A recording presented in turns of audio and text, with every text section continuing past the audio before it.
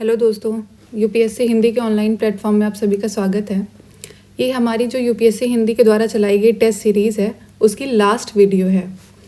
पहले की 3 वीडियो में मैंने जो है 1 से लेकर 75 तक के क्वेश्चन को डिस्कस कर लिए हैं। इसमें लास्ट के बाकी बचे क्वेश्चन को हम डिस्कस करेंगे। तो चलिए स्टार्ट करते हैं हम अपने सबसे पहले क्वेश्चन से, जो कि रिलेटेड है यूरोपीय औपनिवेशिक शक्तियों और भारत में उनके प्रथम कारखाने के स्थापन से संबंधित स्थानों के संदर्भ में निम्नलिखित युग्मों पर विचार कीजिए। तो सबसे पहला है ब्रिटेन में जो फर्स्ट फैक्ट्री थी जो इंडिया में इसने बनाई थी, तो इसका ये ऑप्शन है सूरत, तो ये सही है। फिर नेक्स्ट है फ्रांस, इसकी जो प्रथम कारखाना कोचीन, तो ये ऑप्शन गलत है। ये फ्रांस का भी जो पहला जो फैक्ट्री थी वो सूरत में ही बनी थी, जो कि 1668 में बनी थी, और ब्रिटेन की पहली फैक्ट्री 1613 में बनी थी। तो सेकंड ऑप्शन गलत हो जाएगा। तो अपने लास्ट ऑप्शन को देखते हैं, डच, इसकी मसूलीपट्टनम, तो ये थर्ड ऑप्शन भी सही है। तो हमारा इसका आंसर हो जाएगा C 1 and 3। तो अपने नेक्स्ट क्वेश्चन पे आते हैं, जो कि रिलेटेड है SaaS software as a service के संदर्भ में निम्नलिखित कथनों पर विचार कीजिए। SaaS ये है क्या? एक्चुअली हम क्लाउड कंप्यूटिंग के बारे में जानते होंगे। क्लाउड कंप्यूटिंग क्या है? ये एक ऐसा तरीका है जिसके द्वारा हम लोग जो है कोई भी इंटरनेट पे कोई भी हमारा जो डेटा है, कोई हम वीडियो है, कोई फ़ोटोज़ हैं, उनको हम देखते हैं। हम अपना जो फिज़िकल स्टोरेज, जैसे फिज़िकल स्टोरेज सिस्टम हार्डवेयर जो होता है कि मेमोरी कार्ड होता है, आप जानते हैं पेन ड्राइव होता है, तो वो सब उसको फिज़िकली आपको स्टोर करना पड़ता है, उसको कैरी करना पड़ता है। लेकिन उसको अगर आप इंटरनेट पे स्टोर करेंगे, इंटरनेट पे, जिसमें आपको फिज़िकली कोई चीज़ को कैरी नहीं करना है, बल्कि वो इंटरनेट पे रहेगा। जैसे हम देखते हैं जीमेल हमको स्टोरेज प्रोवाइड कराता है, और भी बहुत सारी सर्विसेज हैं जिसके थ्रू हमें ऐसा स्टोरेज मिलता है जो कि इंटरनेट पे रहता है। तो ऐसे स्टोरेज को कहते हैं क्लाउड स्टोरेज। तो ये जो क्लाउड स्टोरेज होता है, तो ये क्लाउड कंप्यूटिंग होती है। इसके 3 प्रकार होते हैं। पहला जो है, ये देखिए, आप देख सकते हैं सॉफ्टवेयर एज अ सर्विस, जिसमें हमें सॉफ्टवेयर प्रोवाइड किए जाते हैं एज अ सर्विस। एक है platform as a service PaaS, एक है IaaS infrastructure as a service. Infrastructure जैसे कि क्लाउड में अगर आपको इंफ्रास्ट्रक्चर प्रोवाइड किया जा रहा है, इंफ्रास्ट्रक्चर जैसे कि नेटवर्किंग और कोई एप्लीकेशन है, तो बेसिक अगर इंफ्रास्ट्रक्चर प्रोवाइड कराया जा रहा है क्लाउड कंप्यूटिंग के थ्रू, तो वो IaaS में आ जाता है। प्लेटफॉर्म प्रोवाइड करा रहा है तो PaaS है, और थर्ड हमारा सॉफ्टवेयर अगर प्रोवाइड किया जा रहा है उसको, तो SaaS है। तो इससे रिलेटेड जो स्टेटमेंट हैं तो उसको पढ़ते हैं। तो पहला स्टेटमेंट हमारा है कि SaaS जो है ये क्रयकर्ता प्रयुक्त अंतरा पृष्ठ की अपनी आवश्यकतानुसार निर्धारित कर आंकड़ों के क्षेत्र में बदलाव कर सकते हैं। तो इसका जो पहला स्टेटमेंट है, ये स्टेटमेंट सही है। अपने फिर नेक्स्ट स्टेटमेंट पे आते हैं, जो कि रिलेटेड है SaaS प्रयोक्ता अपनी चल युक्तियों मोबाइल डिवाइसेस, चल युक्तियों मतलब मोबाइल डिवाइसेस के माध्यम से अपने आंकड़ों तक पहुंच बना सकते हैं। तो हमारा सेकेंड स्टेटमेंट भी सही है। फिर आउटलुक, हॉटमेल, याहू मेल जो है ये SaaS के सास के वो हैं, बहुत सारे प्रकार हैं। तो ये जो है तीसरा स्टेटमेंट भी हमारा बिल्कुल सही है। जैसे मैंने आपको बताया कि SaaS software as a service में हमें बहुत सारे सॉफ्टवेयर जो हैं क्लाउड कंप्यूटिंग के थ्रू प्रोवाइड किए जाते हैं। तो उनको तो उसके कुछ ये जो ऑप्शन है, ये आउटलुक, हॉटमेल, याहू मेल, तो इसका ऑप्शन हो जाएगा, इसका आंसर होगा D 1 2 3। तो अपने नेक्स्ट क्वेश्चन पे आते हैं, जो कि 78 नंबर है। तो ये रिलेटेड है, निम्नलिखित में से कौन सा देश नकदी के कमी वाले देश को घटते विदेशी मुद्रा भंडार को मजबूत करने और अपनी बीमार अर्थव्यवस्था को पुनर्जीवित करने के मदद करने के लिए पाकिस्तान को लगभग $8 बिलियन का बड़ा पैकेज प्रदान करने में सहमत हुआ है? तो ये आप जानते हैं, अभी रिसेंटली जो है ये पाकिस्तान इकोनॉमिक क्राइसिस से गुजर रहा है, तो इस क्राइसिस से लड़ने के लिए इसका जो फ्रेंड नेशन है सऊदी अरबिया, उसने जो है इसे 8 बिलियन की मदद दी है, 8 बिलियन डॉलर्स की। तो इसका आंसर है ए। तो अपने नेक्स्ट क्वेश्चन पे आते हैं, जो कि रिलेटेड है भारतीय राष्ट्रीय आंदोलनों के संदर्भ में इंडिया लीग। इंडिया लीग क्या है? तो इंडिया लीग जो है ये जो है 1922 में बनाई गई थी, और इसको कहाँ बनाया गया था? ब्रिटेन में। आप जानते हैं 1915-1916 के अराउंड इंडिया में होम रूल लीग मूवमेंट चल रहा था, जो कि एनी बेसेंट ने चलाया था। तो इसी से रिलेटेड मूवमेंट जो था, इसी मूवमेंट से इंस्पायर्ड होकर ब्रिटेन में एक मूवमेंट चल रहा था, जो कि जैसे इंडिया लीग कहते हैं, और इसका श्रेय जाता है इसको चलाने का कृष्ण मेनन, जो कि कॉमनवेल्थ लीग जो था उसके कॉमनवेल्थ ऑफ इंडिया लीग उसके जो है ये एक जॉइंट सेक्रेटरी थे।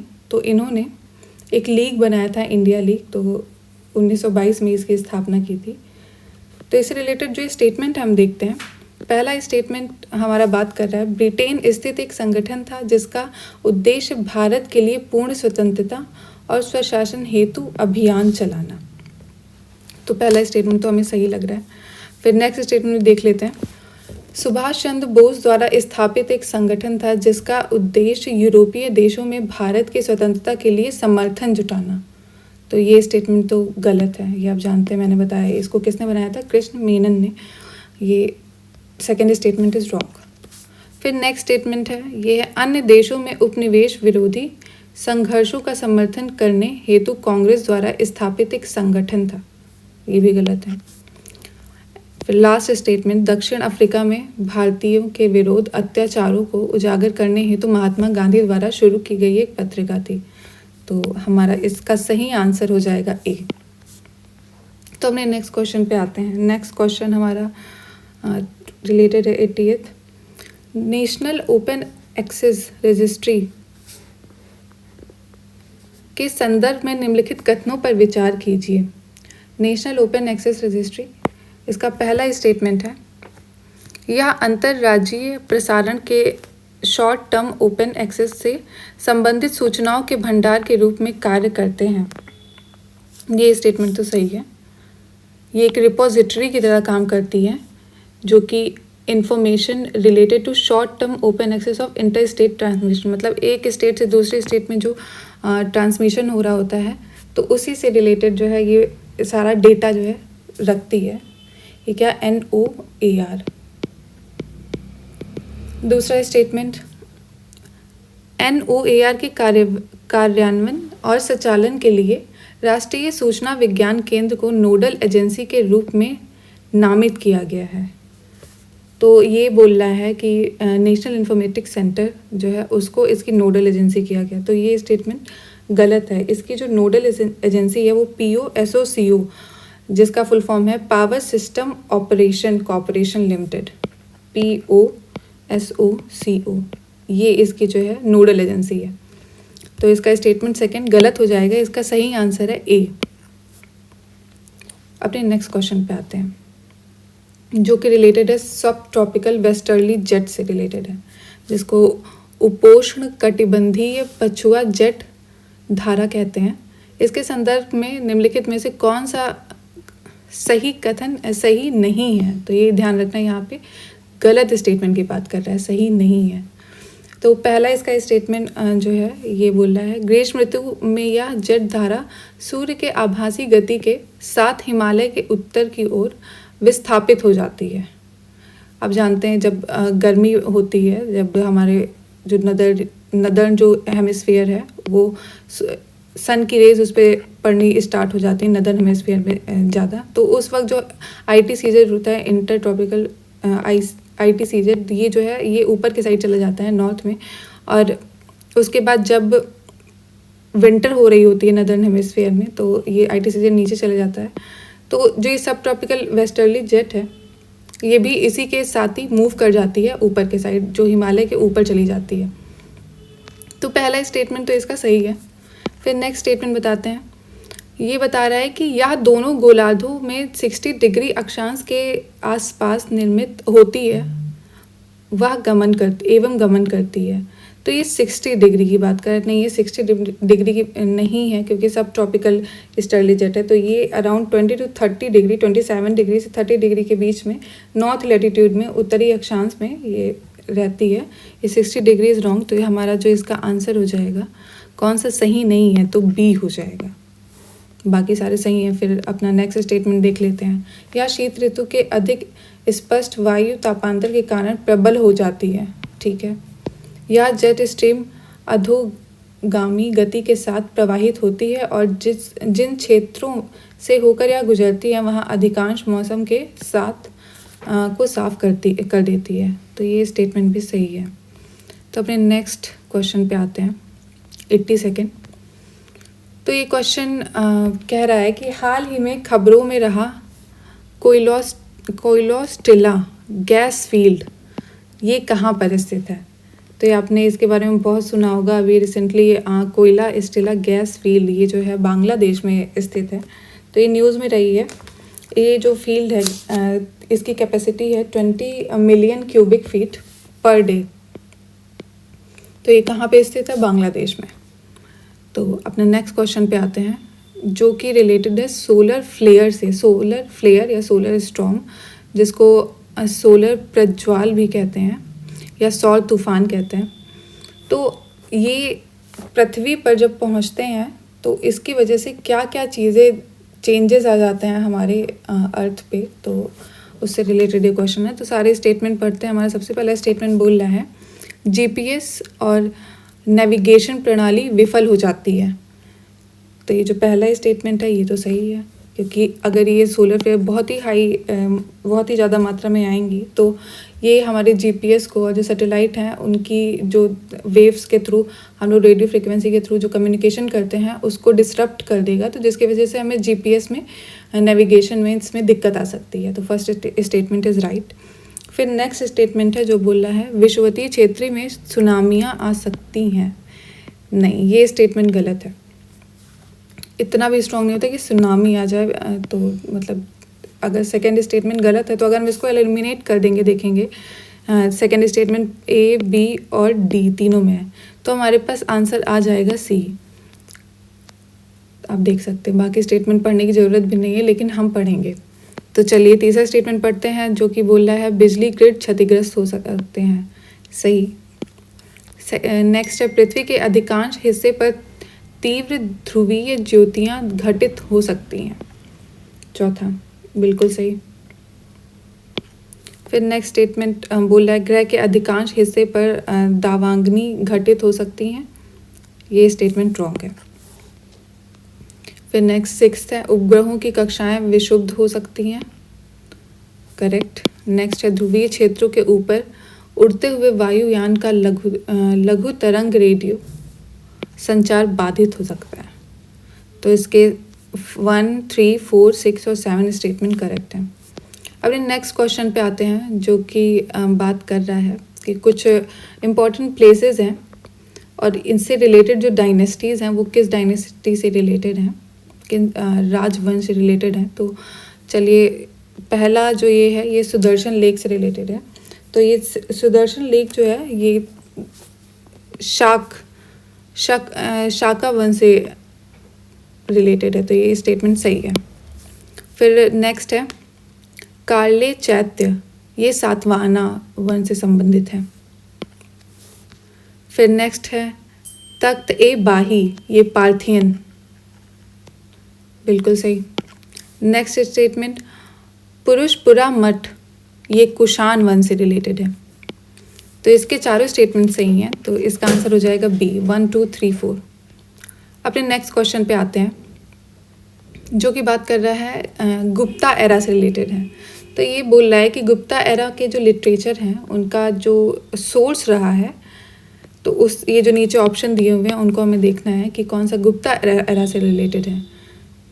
तो सबसे पहला मालविकाग्निमित्रा आप जानते ही होंगे, इसको कालिदास ने जो है की रचना है ये। तो पहला स्टेटमेंट ये आप जानते कालिदास जो है ये गुप्त काल से ही रिलेटेड है। तो फर्स्ट तो सही है। फिर नेक्स्ट है मृचाकटिकम, मृचाकटिकम जो है ये शूद्रका की रचना है। तो सेकंड स्टेटमेंट ये भी सही है, ये भी गुप्त काल से रिलेटेड है। फिर नेक्स्ट नीतिसार जो है ये भी इसके रचयिता है कामंदक। तो थर्ड स्टेटमेंट इज राइट, ये तीनों इससे रिलेटेड हैं। फिर लास्ट है मत्स्य पुराण। अब जानते हैं जितने भी पुराण रहे हैं, जो विष्णु पुराण, मत्स्य पुराण, ये सारे के सारे पुराण जो हैं गुप्ता एरा से रिलेटेड हैं। तो इसका फोर्थ स्टेटमेंट भी सही है, तो इसका आंसर हो जाएगा 1 2 3 4। अपने नेक्स्ट स्टेटमेंट पे आते हैं, जो कि बात कर रहा है कि ये जो हमारे ग्लेशियर होते हैं हिमनद, वो कौन कौन सी भू आकृति जो स्ट्रक्चर वो बनाते हैं, ग्लेशियर लैंडफॉर्म जो होते हैं, तो उनसे रिलेटेड ये क्वेश्चन है। तो पहला स्टेटमेंट पढ़ते हैं। ये बोल रहा है mount Everest is a horn formed by headward erosion of radiating staircase। तो पहला जो स्टेटमेंट है ये जो है 86 का, ये पहला स्टेटमेंट तो सही है। फिर ये जो माउंट एवरेस्ट हॉर्न है, ये जो हेडवर्ड इरोजन होता है, जब विंड का जो हेडवर्ड इरोजन होगा तो उसके द्वारा ये बनता है। फिर नेक्स्ट बात कर रहा है ये esker are large boulder that are carried by snow. देखो ये जो बोल रहा है कैरीड बाई स्नो नहीं, ये गलत हो जाएगा। इसको जो वाटर जो ग्लेशियर से जो मेल्ट होता है तो वो कैरी करता है। तो सेकंड स्टेटमेंट इज रॉन्ग। तो अब देख रहे हैं इसमें सेकंड स्टेटमेंट रॉन्ग होते ही हमारे पास एक ऑप्शन बचेगा ए, तो 86 का आंसर है ए। फिर अपना नेक्स्ट क्वेश्चन पे आते हैं, जो कि बात कर रहा है मैपिंग से रिलेटेड है। तो अफगानिस्तान में के जो बॉर्डर कंट्री हैं, तो अफगानिस्तान के बॉर्डर कंट्री कौन कौन से हैं हम देख लेते हैं मैप में। तो हम देख सकते हैं अफगानिस्तान की बॉर्डर कंट्री है Pakistan, Iran, Turkmenistan, Uzbekistan and Tajikistan. तो इसमें ऑप्शन है अजरबैजान। तो अजरबैजान आपको कहीं दिख रहा है? नहीं दिख रहा है, तो पहला ऑप्शन जो है वो एलिमिनेट हो जाएगा। फिर उसके बाद नेक्स्ट है किर्गिस्तान, तो ये भी नहीं है। फिर तजिकिस्तान, तुर्कमेनिस्तान और उज्बेकिस्तान, ये तीनों बॉर्डर कंट्री हैं अफगानिस्तान के। तो 87 का आंसर हो जाएगा सी। अपने नेक्स्ट क्वेश्चन पे आते हैं, जो कि कुछ मिसाइल से रिलेटेड है। तो अभी हाल ही में आपने देखा है ये स्मार्ट मिसाइल बहुत न्यूज़ में रही है। तो ये स्मार्ट मिसाइल जो है स्मार्ट SMART, इसका फुल फॉर्म है सुपरसोनिक मिसाइल असिस्टेड टॉर्पीडो। तो इसमें ये बोला ये एंटी टैंक गाइडेड मिसाइल है। नहीं, ये तो गलत है। एंटी टैंक नहीं है, बल्कि ये पनडुब्बी रोधी टॉर्पीडो है, जिसको पनडुब्बी में यूज़ किया जाता है। तो पहला जो ये है गलत हो जाएगा स्टेटमेंट। फिर इसका नेक्स्ट है SANT, शांत। ये है stand of anti tank missile, anti tank guided missile ये है। तो आप देख सकते हैं इन्होंने जो है स्टेटमेंट ऊपर नीचे कर दिए हैं। तो पहले दोनों स्टेटमेंट गलत हो जाएंगे। फिर लास्ट बोला अग्नि प्राइम जो है ये परमाणु सक्षम बैलिस्टिक मिसाइल है। ठीक है, ये न्यूक्लियर कैपेबल बैलिस्टिक मिसाइल है। तो ये तो आप जानते हैं अग्नि सीरीज़ की जितनी भी मिसाइल्स हैं ये सारी न्यूक्लियर कैपेबल मिसाइल हैं। तो थर्ड जो है स्टेटमेंट सही है। तो हमारा इसका आंसर सिर्फ होगा 88 का डी। अपने नेक्स्ट क्वेश्चन पे आते हैं, जो कि बात कर रहा है इंड्यूस्ड प्लूरिपोटेंट स्टेम सेल से रिलेटेड है। तो ये जो प्लूरिपोटेंट स्टेम सेल होती हैं, स्टेम सेल होती क्या हैं? ये स्टेम सेल वो सेल होती हैं, ऐसी कोशिकाएं होती हैं हमारी बॉडी में, जिनका यूज़ करके हम इन कोशिकाओं की ये प्रॉपर्टी होती है कि अगर इसको हम साइंटिफिकली यूज़ करेंगे तो इससे हमारी बॉडी की कोई और जो ऑर्गन्स हैं, जैसे हमारा जो किडनी है, हार्ट है, ये अलग अलग टिश्यूज से बने होते हैं। तो अगर किसी को किडनी बनाना है आपको लैब में, तो आपको किडनी से रिलेटेड ही टिश्यूज़ चाहिए होंगे। बट स्टेम सेल सिर्फ ऐसी हमारी बॉडी में जो सेल होती हैं, इनकी ये प्रॉपर्टी होती है कि आप किसी भी तरह के जो बॉडी के ऑर्गन हैं, डिफरेंट टाइप ऑफ टिश्यू हैं, आप स्टेम सेल के द्वारा बनाए जा सकते हैं। तो इसमें ये बोल रहा है कि प्लूरिपोटेंट स्टेम सेल जो है can be developed into cell in a body, into any cell. ठीक है, किसी भी जो सेल हैं बॉडी की, उसमें उसको कन्वर्ट किया जा सकता है। तो ये तो सही है। जो कि मैंने आपको अभी जस्ट बताया। फिर उसके बाद बोल रहे हैं an allogenic transplant uses a person's own stem cell for treatment. देखो ये एलोजेनिक जो है, एलोजेनिक में क्या होता है, ट्रांसप्लांट में कोई डोनर, कोई बाहर से आपको स्टेम सेल देता है। जैसे आपके कोई रिलेटिव हो गया, बहुत ही क्लोज रिलेटिव, लाइक कहा जाता है अपना जो ब्रदर जो लीनिएज में जो रहेंगे साथ में, वही लोग आपको दे सकते हैं। तो अगर कोई साथ यही जो बाहर से अगर कोई डोनर है, आपकी खुद की स्टेम सेल नहीं है, तो उसे एलोजेनिक कहते हैं। और अगर खुद ही बॉडी की, जैसे लोग जो होता है आजकल ये सिस्टम चल रहा है कि जो स्टेम सेल होती है उनको प्रिजर्व कर दिया जाता है जब बेबी बॉर्न होता है। तो जब बेबी बॉर्न होता है तो आप जानते हैं स्टेम सेल बहुत ही ज़्यादा मात्रा में पाई जाती हैं। जो बेबी जब बर्थ के बाद जो उसकी जो नाभि होती है उससे जो रिलेटेड जो माँ से कनेक्ट होती है, तो उसमें बहुत ही ज़्यादा स्टेम सेल होती हैं। तो उतनी और उन स्टेम सेल की जो प्रोडक्टिविटी बहुत ही हाई होती है। तो आज लोग उसको जो है कंजर्व कर लेते हैं, स्टोर कर लेते हैं। तो अगर उसी के थ्रू अगर आपको आपकी खुद की स्टेम सेल है तो उसे ऑटोजेनिक स्टेम सेल ट्रांसप्लांटेशन कहते हैं। तो ये जो सेकेंड स्टेटमेंट है ये गलत है, तो इसका आंसर हो जाएगा ए। अपने नेक्स्ट क्वेश्चन पे आते हैं जो कि बोल रहा है उत्तरी गोलार्ध में वर्ष के सबसे लंबे दिन आमतौर पर कब होते हैं। तो आप जानते हैं ये इस बार यूपीएससी का क्वेश्चन भी है कि नॉर्थ हेमिस्फीयर में जो सबसे बड़ा दिन होता है ये कौन सा होता है। हम जानते हैं 21 जून जो है ये सबसे बड़ा दिन होता है। तो ये इसमें बोल रहा है कि जून महीने के दूसरे पखवाड़ा, मतलब फोर्थ नाइट जो है, second fourth night of June, उसमें ये होता है। तो आप जान रहे हैं ये फोर्थ नाइट वही 14 दिन का समय होता है। तो ये जो है 21 जून आता है सेकेंड फोर्थ नाइट में। तो इसका स्टेटमेंट हो जाएगा B is correct. Next question पे आते हैं जो कि बात कर रहा है हाल ही में खबरों में रहा PK2 क्या है। PK2 आपको लग रहा होगा ये PK मूवी का सेकेंड पार्ट है। नहीं, ये वो नहीं है। ये जो PK2 है ये एक dry molecule use to treat diabetes. ये जो पहला स्टेटमेंट है, एक ड्रग है जिसका यूज़ किया जाएगा डायबिटीज़ को ट्रीट करने में। और इसको अभी रिसेंटली जो इन्वेंट किया है, इसको डेवलप किया है IIT मंडी के कुछ स्टूडेंट्स ने। तो इसका आंसर हो जाएगा ए PK2। तो ध्यान रखना है PK के बारे में। नेक्स्ट क्वेश्चन है, ये हमारा एंजियोस्पर्म और जिम्नोस्पर्म से रिलेटेड है।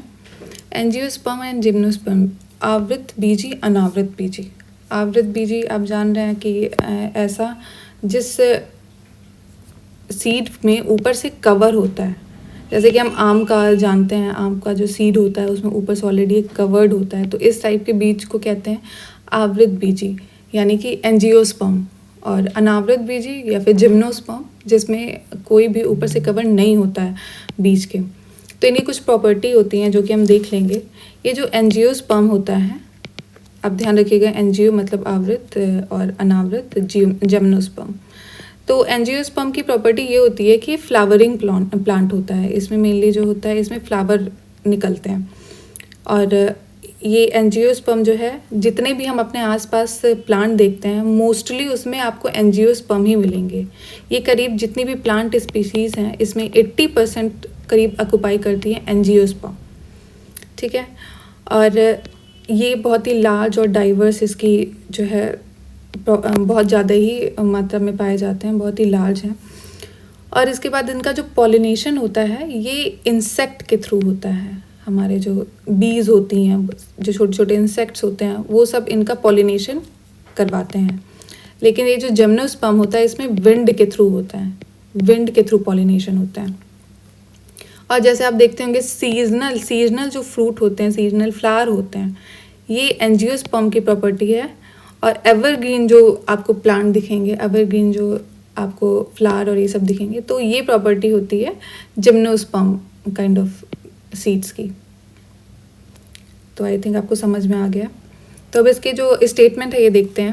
ये पहला स्टेटमेंट बोल रहा है आवृत बीजी बीज उत्पादित करने वाले बिना पुष्प वाले पौधे होते हैं, जबकि अनावृत बीजी बीज उत्पादित करने वाले पुष्प वाले पौधे होते हैं।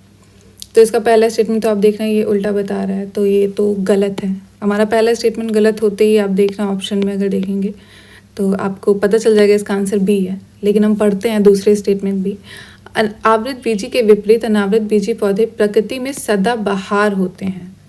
तो ये स्टेटमेंट सही है, मैंने अभी यहाँ पे आपको बताया है। ये सीजनल होते हैं, angiosperm and gymnosperm is like evergreen. फिर नेक्स्ट स्टेटमेंट है आवृत बीजी का प्रजनन जंतुओं पर निर्भर करता है जबकि अनावृत बीजी का प्रजनन पवन पर निर्भर करता है।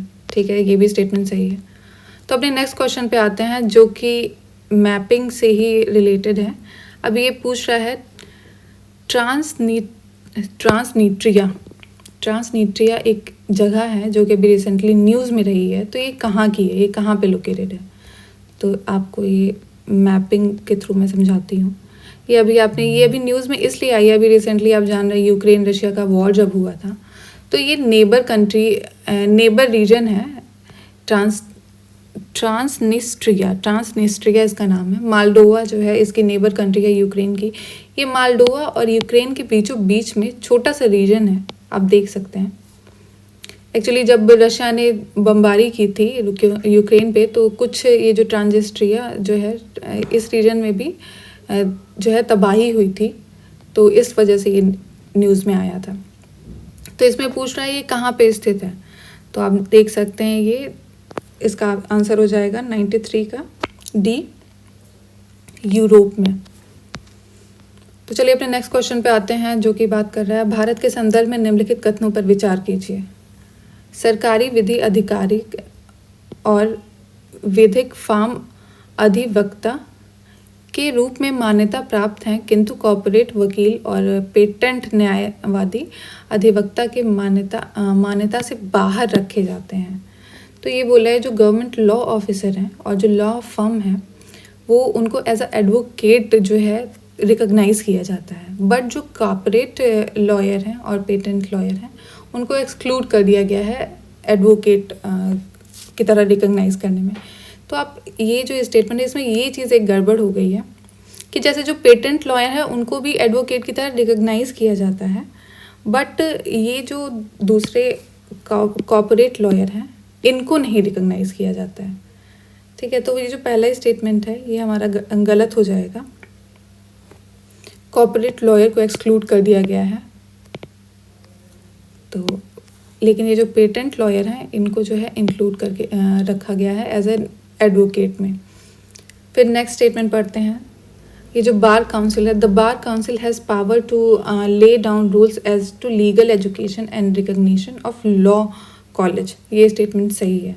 ये बार काउंसिल के बारे में मैं आपको कुछ बताना चाहूँगी। ये एक स्टैट्यूटरी बॉडी है, ये एक कानून के थ्रू बनी है जो कि एडवोकेट एक्ट 1961 है, उसके थ्रू ये आती है, स्टैट्यूटरी बॉडी है। तो इसका स्टेटमेंट 2 सही है, तो हमारा इसका आंसर हो जाएगा बी। तो चलिए अपने नेक्स्ट क्वेश्चन पे आते हैं जो कि संविधान सभा के संदर्भ में निम्नलिखित में से कुछ कथनों पर विचार करिए, कौन सा सही है। तो इसका पहला स्टेटमेंट जो ये बात कर रहा है, इसमें भारतीय संविधान के अंगीकरण के तत्काल बाद अपने सभी कार्यों का संचालन समाप्त कर दिया गया है। तो इसका जो ये स्टेटमेंट है ये तो गलत है।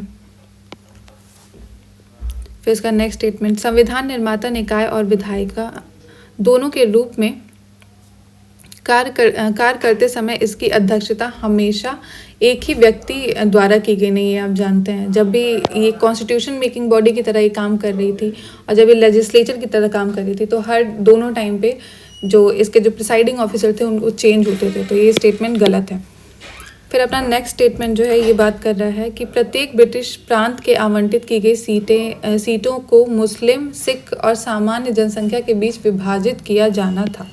ये स्टेटमेंट सही है, तो इसका आंसर हो जाएगा सी। नेक्स्ट, हाल ही में भारत और डेनमार्क के बीच निम्नलिखित में से किस समझौते पर हस्ताक्षर घोषणा की गई है। तो इस अभी रिसेंटली आप जान रहे इंडिया और डेनमार्क के बीच में जो है एक अग्रीमेंट साइन किया गया है। तो इस अग्रीमेंट में कुछ चीज़ें जो हैं आई हैं। तो पहला ये DOI है, डिक्लेरेशन ऑफ इंटेंट और माइग्रेशन एंड मोबिलिटी। प्रवासन और गतिशीलता पर आशय की घोषणा। तो पहला स्टेटमेंट ये तो सही है, इस पे बात हुई है।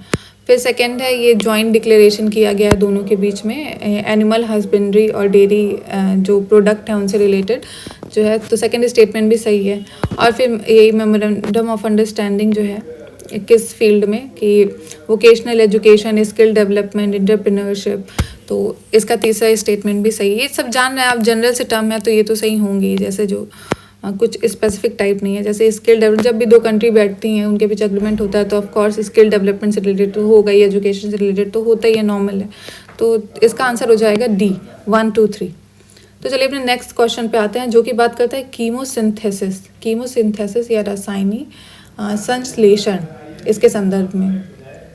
तो कीमोसिंथेसिस है क्या? हमने फोटोसिंथेसिस बहुत सुना है, सब जानते हैं, लेकिन कीमोसिंथेसिस क्या है, ये क्या चीज़ है? एक्चुअली फोटोसिंथेसिस में क्या होता है, जब भी कोई प्लांट है अपना जो फूड बनाता है इन द प्रेजेंस ऑफ सन उसमें मेन जो है काम करता है एनर्जी का, उसके थ्रू एनर्जी लेता है सन, तब उसको जो है प्रोड्यूस करता है अपनी जो है फूड, ग्रीन प्लांट्स जो है।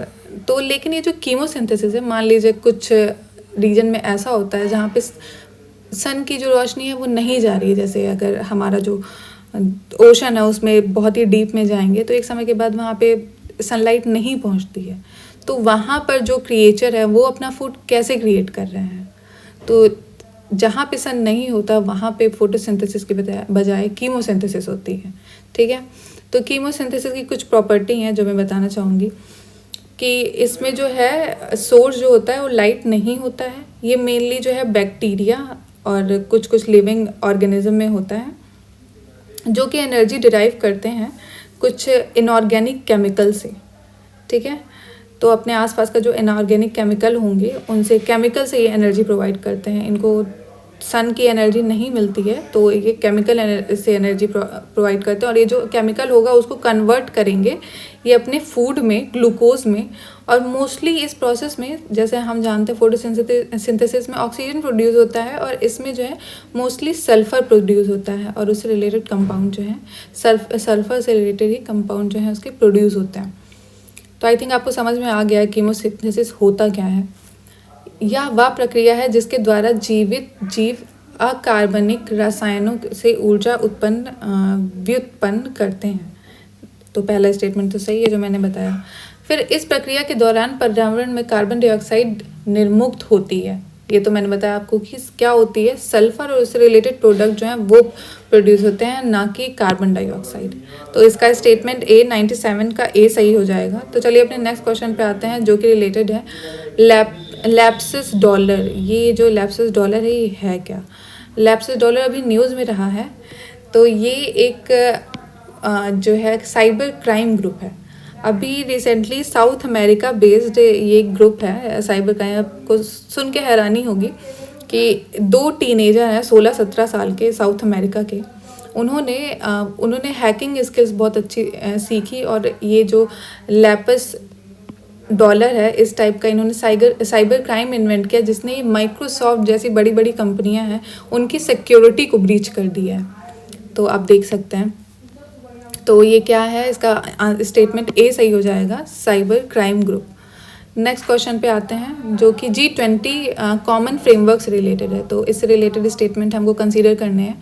पहला स्टेटमेंट बोल रहा है, यह G20 और उसके साथ पेरिस क्लब द्वारा समर्थित पहल है। तो इसका जो पहला स्टेटमेंट है ये तो सही है, क्योंकि ये जो G20 कॉमन फ्रेमवर्क है ये पेरिस क्लब और G20 ने मिल के इसको सपोर्ट किया है। और ये इनिशिएटिव जो है ये लो इनकम कंट्रीज़ हैं, कुछ अफ्रीकन कंट्रीज़, कुछ एशियन कंट्रीज़, तो ये जो लो इनकम कंट्रीज़ हैं इनमें अनसस्टेनेबल डेप्ट में जो फंस जाती हैं, कि किसी जगह से इन्होंने उधार ले लिया जिसकी वजह से वो इकोनॉमिक क्राइसिस से जिनको गुजरना पड़ता है, तो उसको उनसे निकालने के लिए ये जो फ्रेमवर्क है इसको बनाया गया है। तो इसका स्टेटमेंट जो है सी सही हो जाएगा इसका आंसर, बिकॉज इसके दोनों स्टेटमेंट सही हैं। तो अपने लास्ट क्वेश्चन पे आ जाते हैं, जो कि रिलेटेड है भारत के संदर्भ में हाल ही में जनसंचार माध्यमों में अक्सर चर्चित अप्रत्यक्ष अंतरण को निम्नलिखित में कौन सी एक स्थिति सर्वोत्तम रूप से प्रतिबंधित करती है। तो इसका स्टेटमेंट जो है आप इसके पढ़ सकते हैं। पहला स्टेटमेंट बोल रहा है कोई भारतीय कंपनी जिसने किसी विदेशी उद्यम में निवेश किया हो और अपने निवेशक पर मिलने वाले लाभ पर उस बाहरी देश को कर अदा करती हो। नहीं, ये पहला स्टेटमेंट रॉन्ग है। नेक्स्ट स्टेटमेंट बोला है कोई विदेशी कंपनी जिसने भारत में निवेश किया हो और अपने निवेश से मिलने वाले लाभ पर अपने आधारभूत देश को कर अदा करती हो। रॉन्ग। फिर नेक्स्ट स्टेटमेंट है कोई भारतीय कंपनी जो किसी बाहरी देश से मूर्त संपत्ति खरीदती है और उसका मूल्य बढ़ने पर उसे बेच देती है। ये भी रॉन्ग है। फिर नेक्स्ट स्टेटमेंट हमारा जो कि लास्ट स्टेटमेंट है, जब ये सारे रॉन्ग होते हैं कि हो गए तो आई थिंक यही सही होगा। कोई विदेशी कंपनी शेयर अंतरित करती है और ऐसे शेयर भारत में स्थित परिसंपत्तियों से अपना वस्तुगत मूल्य व्युत्पन्न करते हैं।